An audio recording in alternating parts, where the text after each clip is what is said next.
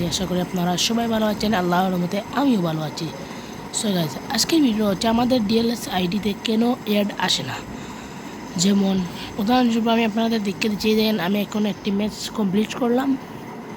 So এখন যে আমার ডিএলএস যে আইডিটা রয়েছে, দেখেন এই দুইটা আনবিলিভেবল দেখাচ্ছে, কারণ এটা দুইটাকে এখন অ্যাড আসছে না। সো এখন আমি গেম থেকে বের হয়ে যাওয়ার মানে গেম প্লে শেষ হওয়ার পরে দেখেন আউটটা কারণে আনবিলিভেবল দেখাচ্ছে ফ্রিকোয়েন্সি। এটার জন্য দুইটি কারণ রয়েছে। সো প্রথম কারণটি হলো গিয়ে আপনার নেটওয়ার্ক প্রবলেম, যেটা নেটওয়ার্ক স্লো হয়ে যায়, যে আমাদের নেটওয়ার্ক যে স্লো থাকে এই জন্য। আর দ্বিতীয় কারণটি হলো গিয়ে আমরা অতিরিক্ত মানে গেম প্লে করি। সো আমরা যেন অতিরিক্ত যদি গেম প্লে করে ফেলি, তার জন্য আমাদের ডিএলএস যে আইডি রয়েছে সেটাতে অ্যাড আসে না।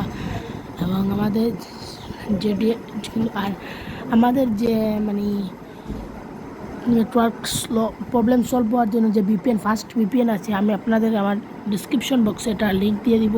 আপনারা এখান থেকে ডাউনলোড করে ফেলবেন। আশা করি এটা আপনাদের কোনো প্রবলেম দিবে না।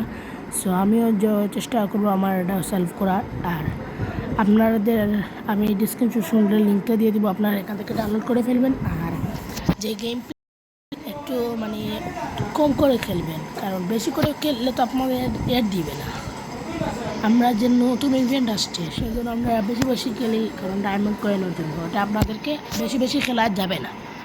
সো ধন্যবাদ। আমার চ্যানেলটি আপনি নতুন হয়ে থাকলে চ্যানেলটি সাবস্ক্রাইব করে ফেলবেন। ধন্যবাদ। আসসালামু আলাইকুম।